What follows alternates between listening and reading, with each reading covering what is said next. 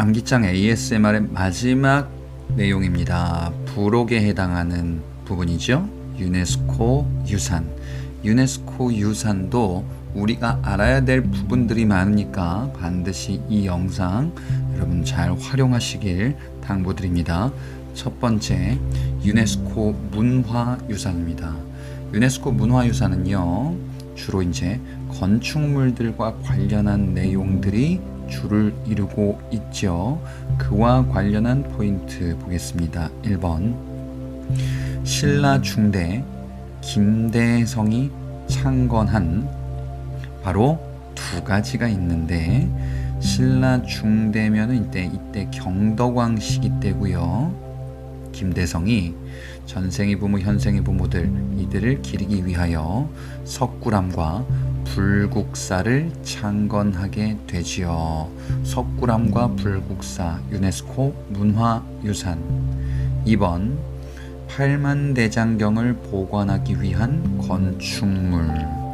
팔만대장경은 애초에 고려시대 때 몽골 침입을 계기로 만든 기록물인데, 이를 보관하는 건축물을 조선 초기 태조 때 만들어서 현재는 합천에 있더라. 해인사의 장경판전, 해인사 장경판전 팔만대장경 보관, 조선 초 건립, 해인사 장경판전 유네스코 세계 문화유산. 3번입니다. 조선의 왕들의 신주를 모신 건축물이 있네요. 신주를 모신 건축물, 바로 종묘. 조선의 종묘, 이는 유네스코 세계 문화유산. 4번, 종묘 옆에 궁궐이 있는데 이도 유네스코 세계 문화유산입니다. 조선 초 태종 때에 건립한 궁궐이 그것이죠. 태종 때에 건립한 바로 창덕궁. 창덕궁과 종묘, 이는 유네스코 세계 문화유산이죠. 이 창덕궁은 자연과 어우러지는 것을 아주 높게 유네스코에서 평가하기도 했었습니다. 이는 임진왜란 때 소신돼서 광해군 때 중건된 궁궐 창덕궁, 유네스코 세계 문화유산. 5번, 조선 후기 정조 때 건축하게 되는데 정약용의 거중기를 활용하게 되지요. 수원의 화성, 수원의 화성도 유네스코 세계 문화유산에 해당합니다. 정조 시기 수원 화성, 정약용 거중기. 6번, 신라시대 역사 유적지. 그러면 수도에 많이 몰려있네요. 바로 경주 역사 유적지구에 해당합니다. 경주 역사 유적지구, 이 역사 유적지구 경주 지역 상당수가 유네스코 세계 문화유산.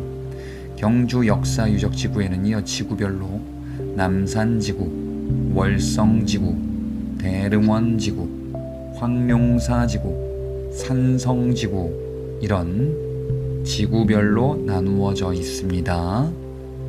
7번, 청동기 시대의 유적지. 청동기 시대와 관련한 유네스코 세계 문화유산이 있네요. 청동기 시대 대표적인 유적지로서 여러분들은 강화도를 봤었어요. 그 외에도 고창, 화순 이런 지역도 있네요.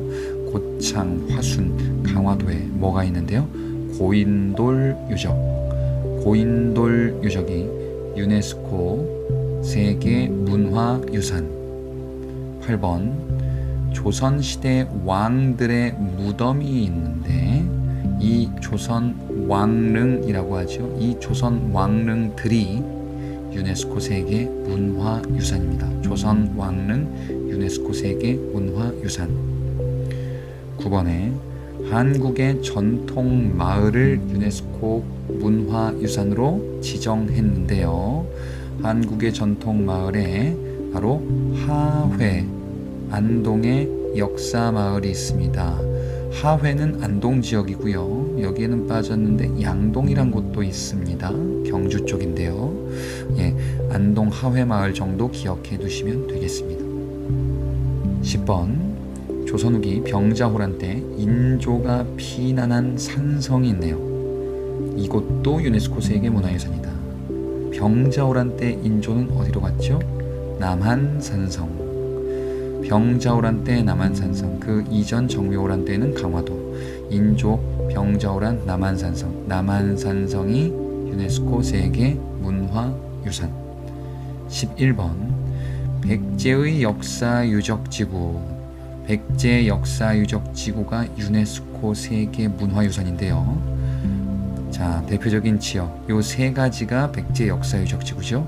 공주, 부여, 익산 세 지역이죠. 공주와 부여는 백제의 도읍지죠. 웅진과 사비 지역이고요. 익산은 무왕 때 천도하려고 했던 곳이죠. 자, 백제 역사유적지구 공주, 부여, 익산 지역까지 보셔야 되겠습니다.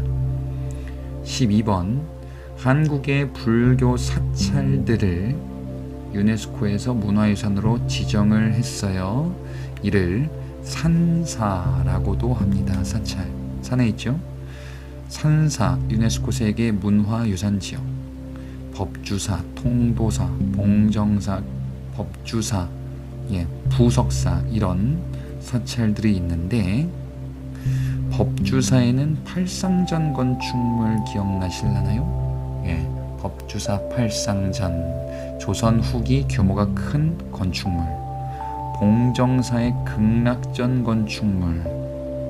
요것도 어디선가 들어봤는데 봉정사 극락전, 안동 봉정사 극락전은 대표적인 주심포 양식 고려시대 때 주심포 양식의 부석사 무량수전 건축물도 있죠.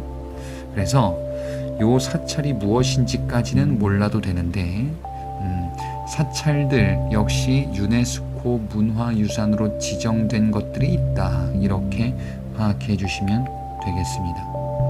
13번 조선시대 지방 성리학 교육의 거점들이 있습니다. 성리학 교육의 거점이다. 그러면 교육기관 그거 얘기하네요. 서원이죠.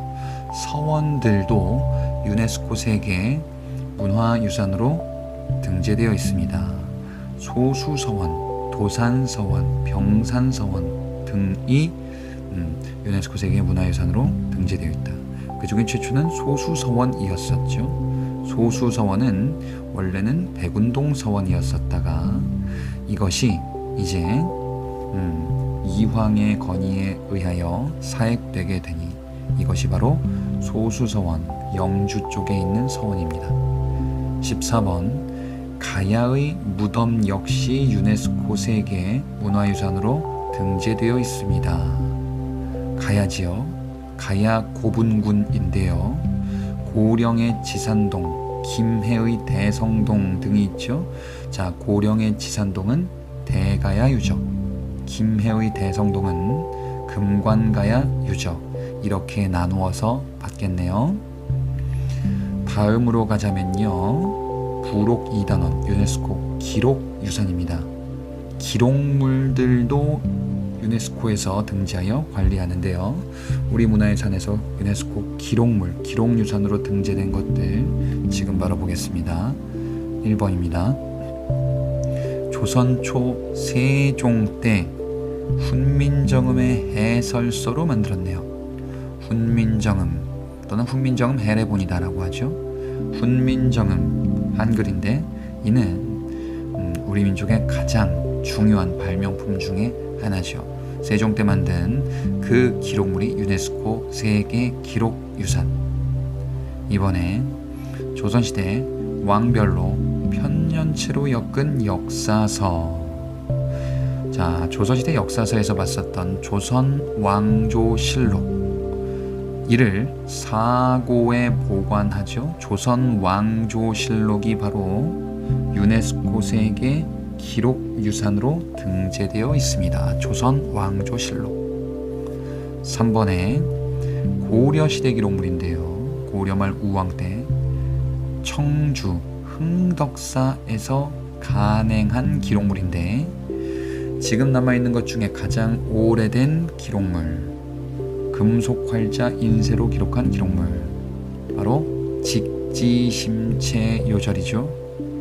현존하지 않는 것 중에서는 가장 오래된 거는 상정고급 예문이 있었고, 현존하는 것 중에 가장 오래된 거는 바로 이 직지심체 요절. 직지심체 요절은 고려말 우왕 때 청주 흥덕사 간행, 현재는 프랑스에 소재되어 있죠. 직지심체 요절, 유네스코 세계 기록유산. 4번에 조선시대 왕명출납을 담당하는 비서기능 승정원의 기록물, 승정원 일기. 승정원이 왕명출납 담당 기구지요. 승정원 일기가 유네스코 세계 기록유산으로 등재되어 있습니다. 승정원 일기. 5번 조선시대 왕실의 행사를 그림과 글로 기록하게 되는데 그 기록물. 자, 조선 왕조의 의궤라고 하죠. 의궤. 자, 병인양요 때 프랑스가 외교장각 도서를 약탈하게 되는데 여기에 의궤가 있었다. 병인양요 때 외교장각 도서 약탈. 그리고 의궤. 의궤가 유네스코 세계 기록유산으로 등재되어 있습니다. 6번 고려시대 기록물인데요. 무신 최후 때 강화도에서 제작하게 됩니다. 부처의 힘을 빌어 몽골을 물리치고자 했었죠. 몽골 침입과 관련한 기록물, 바로 고려대장경이라고도 하는데 팔만대장경 또는 이거 제조대장경이라고도 하죠. 이 팔만대장경 유네스코 세계 기록유산, 목판으로 새겨서 기록을 남기죠. 팔만대장경. 이는 조선시대 해인사 장경판전으로 이전했다 그랬어요.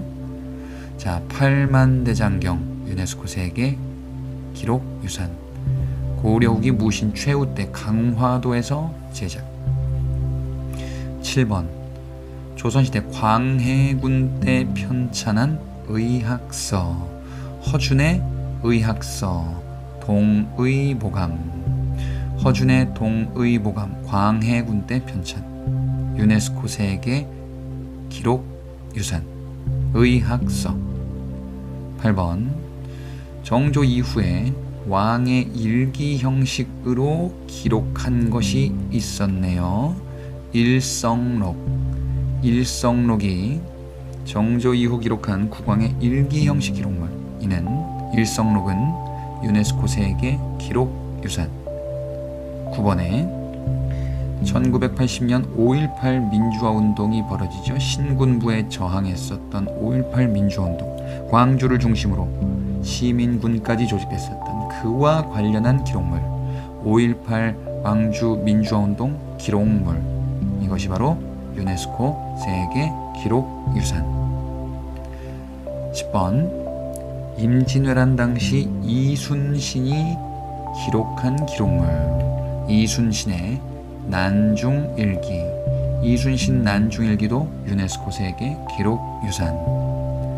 11번 1970년대 현대사에서 농촌생활개선운동 새마을운동 봤어요. 이 새마을운동과 관련한 기록물, 박정희 정부 때죠. 새마을운동 기록물이 유네스코 세계 기록유산. 12번 조선시대 유교서책, 이와 관련한 유교책판.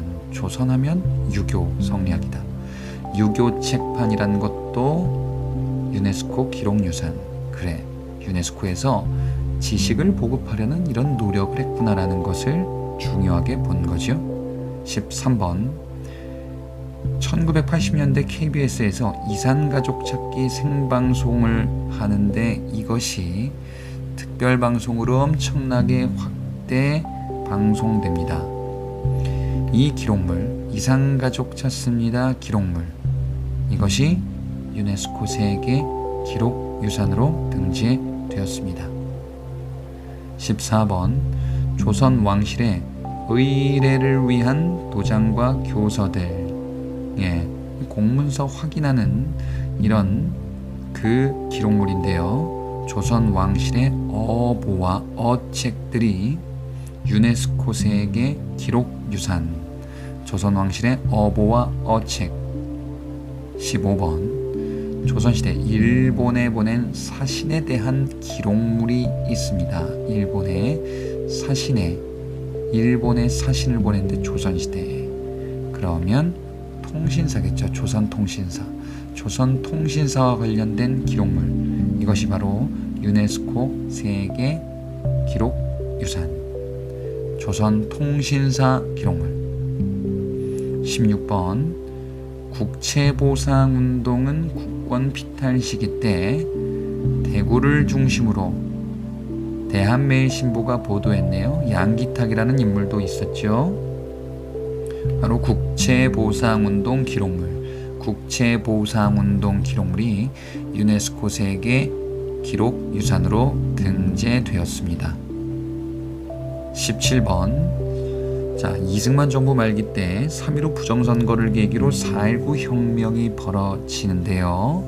이 4.19 혁명 관련한 기록물, 4.19 혁명 기록물이 유네스코 세계 기록유산으로 등재. 4.19 혁명은 김주열의 죽음을 계기로 본격 확산됐었네요. 4.19 혁명 기록물 유네스코 기록유산. 18번 동학농민운동과 관련한 많은 내용들을 봤습니다. 대표인물 전봉준, 그리고 고부밀란, 그리고 1차, 2차 봉기, 1차 봉기에서 전주화약, 2차 봉기에서 우금치 전투, 이런 것들이 있었는데 이 동학농민혁명 기록물, 혁명이라고 이렇게 이름이 되어 있어요. 동학농민혁명 기록물 역시 유네스코 세계 기록유산으로 등재. 자, 이렇게 해서 우리 유네스코 내용까지 살펴봤습니다. 여러분의 암기를 위해서 봤던 내용도 잘 복습하면서 다시 한번 계속 들으시면은 머릿속에 익숙하게 많이 남을 겁니다. 고생 많으셨고요. 저는 다른 영상에서 찾아뵙도록 하겠습니다. 여러분들의 합격을 늘 기원하며 영상을 마무리하겠습니다. 잘 자요.